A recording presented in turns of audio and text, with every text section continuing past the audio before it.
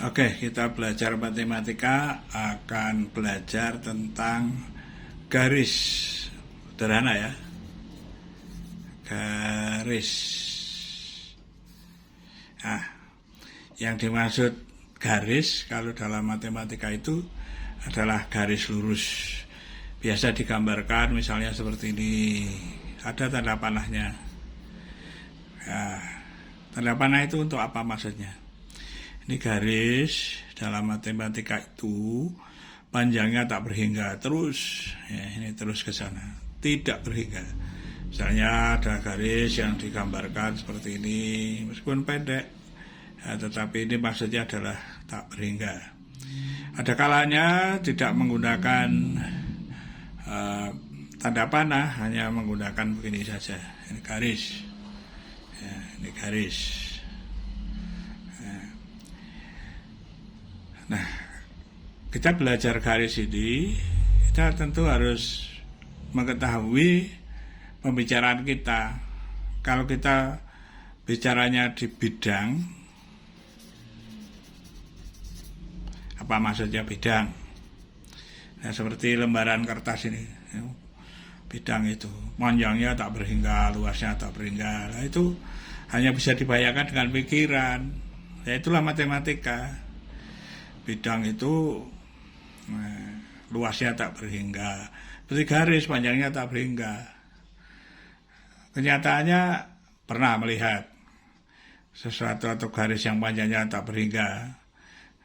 Tidak ada, ya. Tapi dalam matematika ada.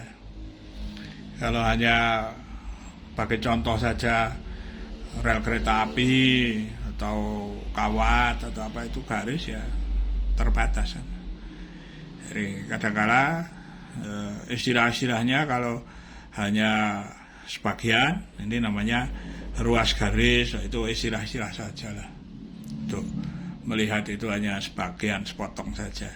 Ada kalanya menggambarnya itu ada yang ini mulai dari sini ke sana terus ya. Artinya yang ke arah tanda panah tak terbatas, ini terbatas sampai sini.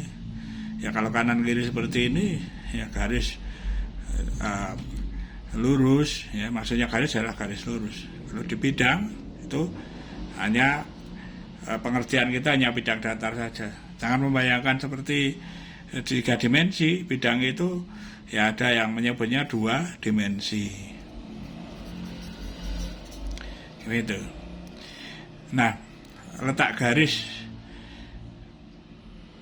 bagaimana di bidang? Kalau ada 2 garis misalnya, ya 2 garis itu ada kemungkinannya.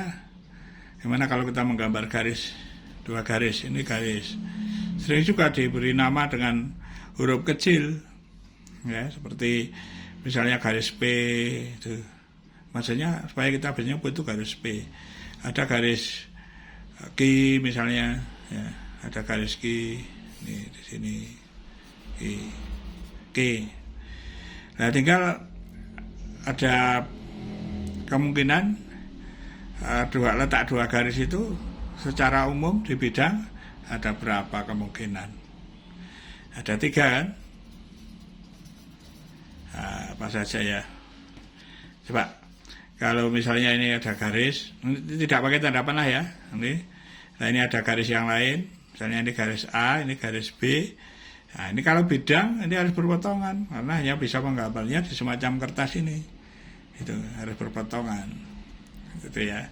Ini berpotongan. Ini ada lagi 2 garis ya. Misalnya ini garis A, ya, nama lain lah garis P. Nah, lalu ada garis Q. Ini ada P, ada Q. Kalau diperpanjang terus sampai tak berhingga, itu tidak ada titik potongnya, maka itu sejajar. Sejajar. Ya. Ini berpotongan. Kalau dia berpotongan tentu hanya di 1 titik ini. Kalau seperti ini posisinya, ya, kalau ini sejajar. Ada lagi posisi yang lain, gitu ya, untuk garis ini, itu yang seperti ini. Nah, ini misalnya ada 1 garis apa, sebut aja A lagi nggak apa-apa, ini A. Lalu garis B itu tepat seperti itu lagi di sini. B, tepat. Maka itulah yang disebut berimpit. Itu. Kalau titik potong itu adalah titik persekutuan itu yang menjadi bersama-sama, yaitu terletak pada garis A, juga terletak pada garis B. Nah, ini satu-satunya kalau dalam posisi yang seperti ini. Kalau ini berimpit, setiap titik itu adalah titik pada A, juga titik pada B. Jadi garis yang berimpit ini memiliki persekutuan, titik-titik persekutuan tak berhingga, gitu. Kalau yang sejajar ini tidak ada persekutuannya, berpanjang sampai sepanjang-panjangnya tidak bisa. Jadi posisi garis, dua garis di dalam bidang itu ada tiga. Kemungkinan yang pertama adalah perpotongan ini bisa sejajar, bisa berimpit. Begitu, ini logika matematika. Ya, sederhana ya. Tapi belajarnya dari begini-begini ini, sedikit-sedikit tidak apa-apa. Ya, karena memang waktu juga atau durasinya terlalu lama nanti bosen ya belajar. Ya, terima kasih perhatiannya. Mudah-mudahan tambah ilmu sedikit-sedikit. Ya, sekian aja.